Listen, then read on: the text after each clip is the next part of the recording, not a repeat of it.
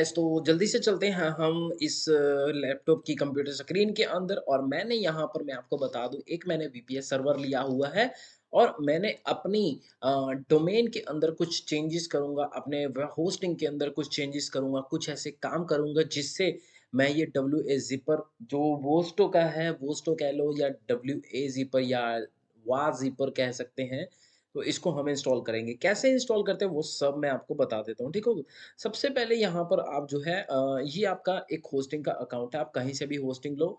Hosting in the sense आपने VPS server लेना है, hosting in the sense okay, server लेना है आपने, कभी भी एक सिंगल वेबसाइट के लिए होस्टिंग नहीं लेनी, ठीक है?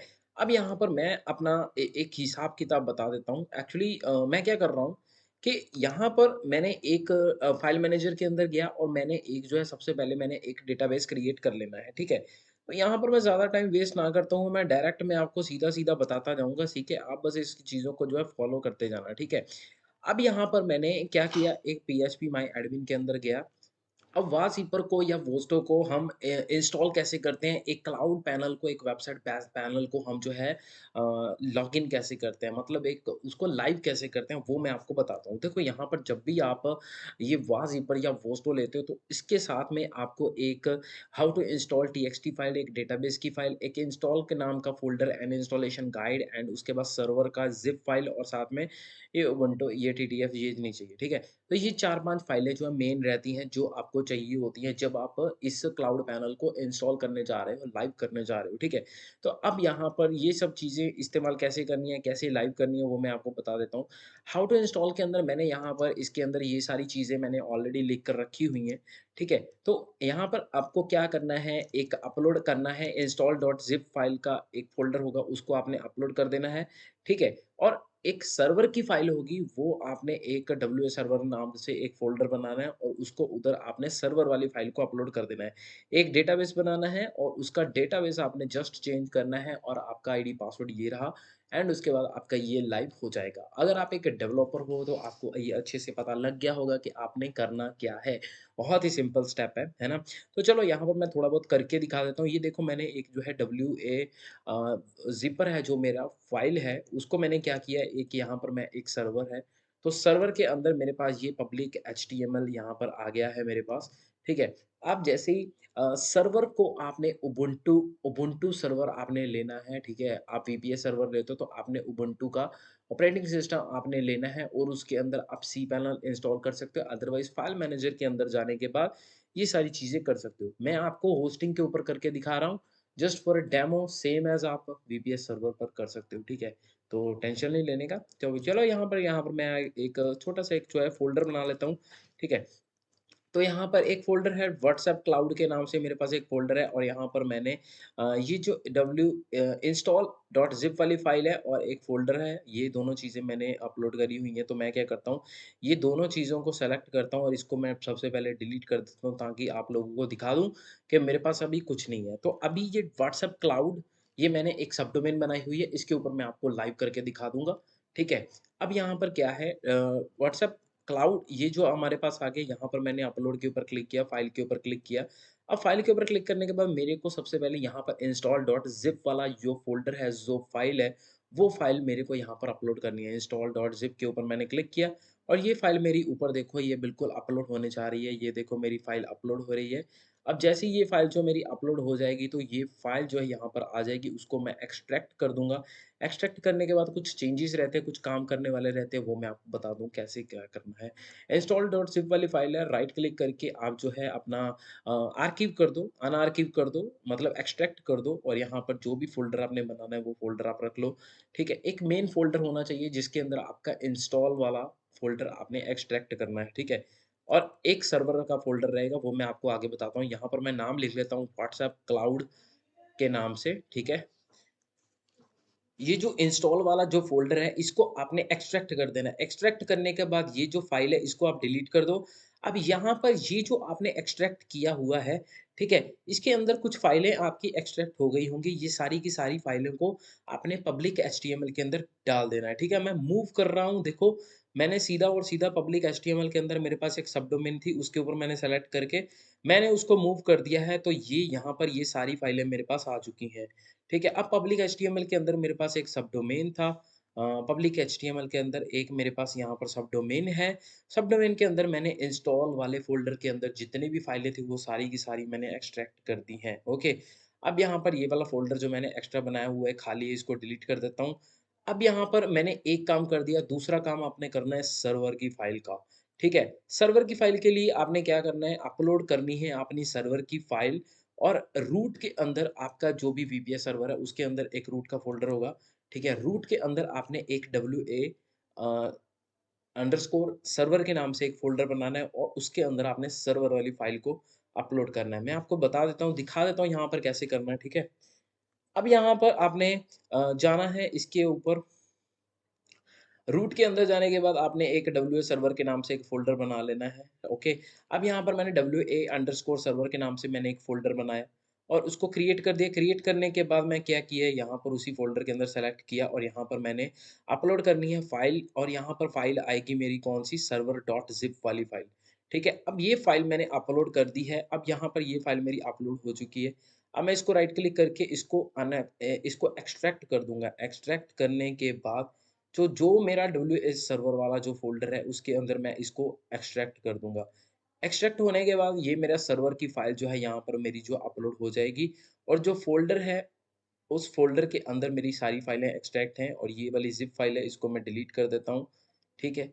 अब यहाँ पर ये सारा साम-दाम दंड-भेद मैंने 2 के 2 काम मैंने कर दिए।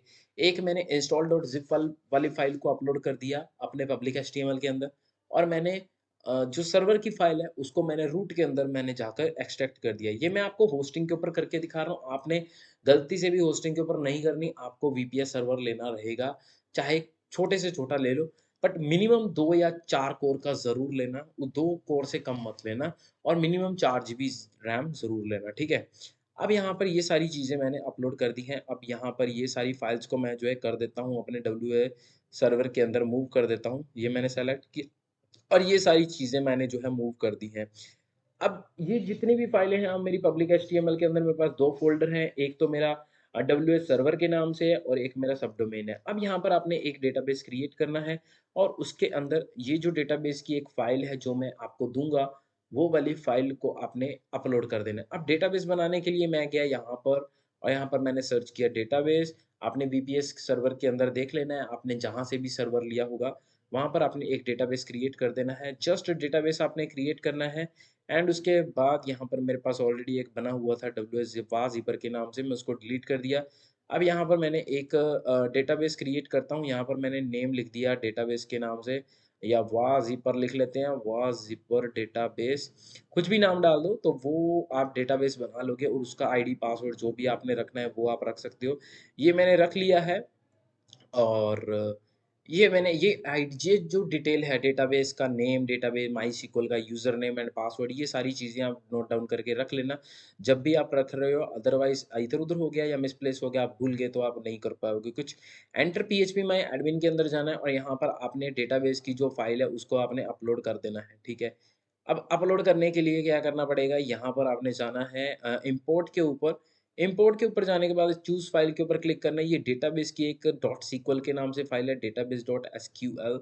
वो है आपकी पहले नंबर पर, इसको आपने सेलेक्ट करना है और इसको अपलोड कर देना है। अब जैसे ही अपलोड करोगे तो आपका ये जो डेटाबेस है बिल्कुल ये देखो पूरा इम्पोर्ट हो चुका है, ठीक है? अब यहाँ पर ये आपने यूज़र के अंदर जाना है, यूज़र के अंदर जाने के बाद यहाँ पर आप देख सकते हो कि जो आपका ईमेल आईडी रहेगा वो रहेगा admin@admin.com, ठीक है? और पासवर्ड आप जो भी रखना चाहते हो वो आप रख सकते हो।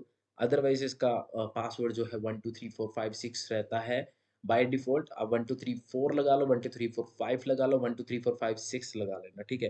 तो 3-4 पासवर्ड में से कोई ना कोई ज़रूर आपका लग जाएगा, अदरवाइज़ आप उसको जाके फ़ॉरगेट कर सकते हो। अब व्हाट्सएप क्लाउड के अंदर आप देख सकते हो, ये यहाँ पर मेरा आईडी पासवर्ड मैंने नीचे लिख लिया है। अब मेन डोमेन के अंदर जाने के बाद आपने क्या करना है, जो मेन डोमेन है आपकी, मेन डोमेन के अंदर जाने के बाद आपने ऐप के अंदर जाना है। ये देखो मैंने लिखा हुआ है, पब्लिक एचटीएमएल के अंदर जाना है एंड उसके बाद मेन उसके अंदर ऐप के अंदर एक फ़ोल्डर है।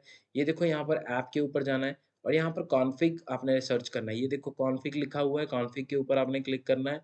ये देखो config.php के नाम से एक फ़ाइल पड़ी है और एक फ़ोल्डर पड़ा है। आपने जो फ़ाइल है, फ़ाइल को आपने ओपन करना है और यहाँ पर आपने ID password user name ID password डाल देना है। जो आपने यूज़र नेम जो आपने डेटाबेस का नेम, यहाँ पर माईएसक्यूएल का यूज़र नेम जो आपने डालकर कॉपी करके रखा था, मतलब आपने लिखा था, जो मैंने बोला था कि आप इसको नोट डाउन करके रख लो, वो सारी चीज़ें आपने सेलेक्ट करनी है। अब मैं उसका पासवर्ड भूल गया था, तो मैंने पासवर्ड को दोबारा रीसेट किया था।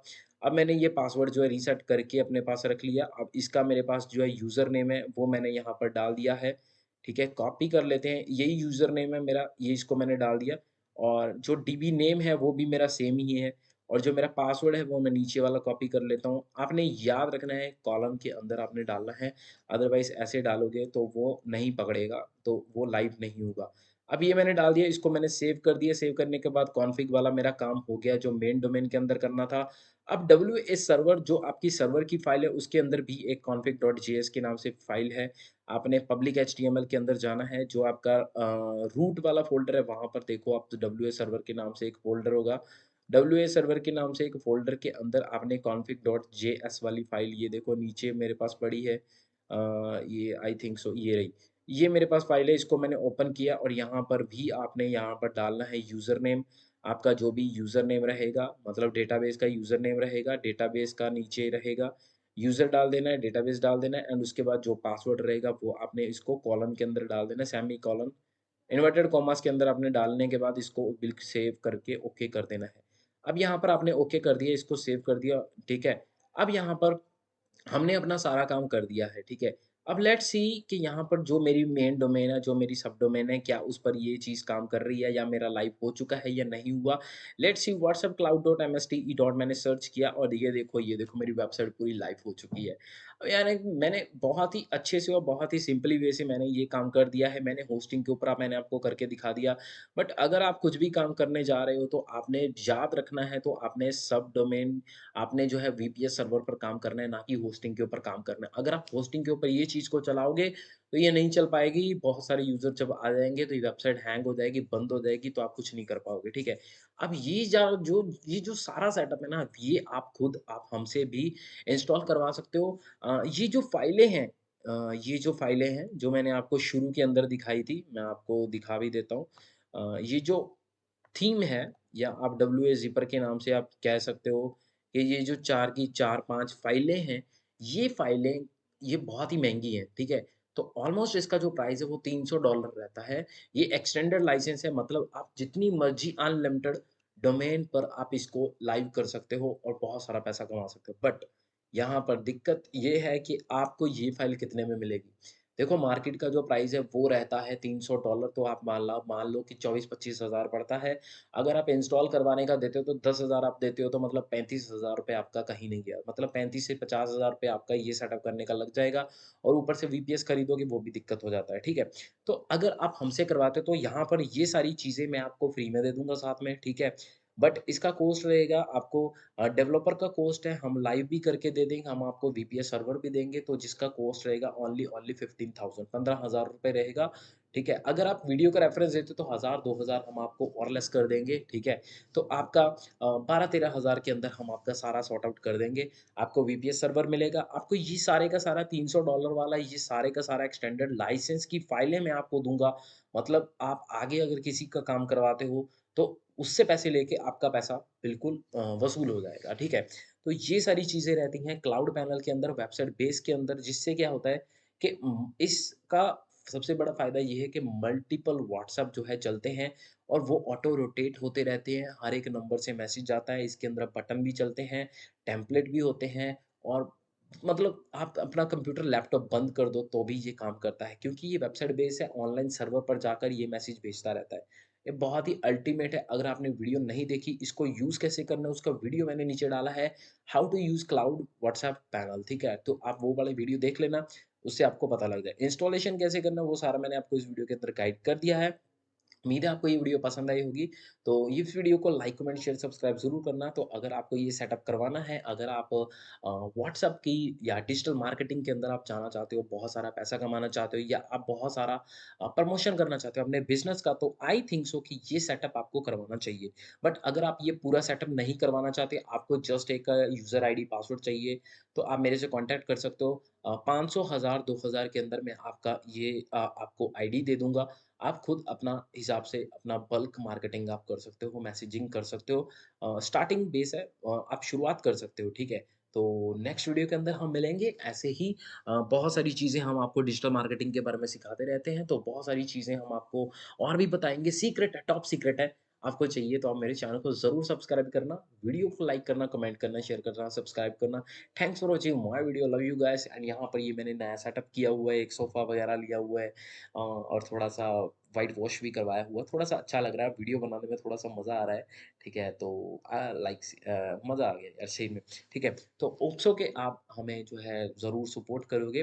तो डिजिटल मार्केटिंग के रिलेटेड अगर आप जो है सॉफ्टवेयर चाहिए, आपको टेलीग्राम के रिलेटेड सॉफ्टवेयर चाहिए, बल्क मेंबर ऐड करने हैं, बल्क में मैसेज भेजने हैं, क्लाउड पैनल चाहिए, वर्चुअल पैनल चाहिए, वर्चुअल नंबर चाहिए, ठीक है? तो या फिर आप YouTube, Facebook, Telegram, Instagram, Twitter या किसी भी चीज़ के like, comment, share, subscribe, followers boost करना चाहते हो, सोशल मीडिया अकाउंट को आप बूस्ट करना चाहते हो, मेरे से कॉन्टैक्ट ज़रूर करना। नंबर आपको नीचे मेरे वीडियो की डिस्क्रिप्शन के अंदर मिल जाएगा व्हाट्सएप का, आप मेरे से कॉन्टैक्ट करो, तो हर चीज़ें हमारे पास अवेलेबल है, आप बस प्रमोशन करने वाले बोलो, हम आपकी हेल्प ज़रूर करेंगे, ठीक है? इस वीडियो के अंदर इतना ही, मिलते हैं नेक्स्ट वीडियो के अंदर। Okay till then take care, जय हिंद, वंदे मातरम, bye bye, have a nice day guys.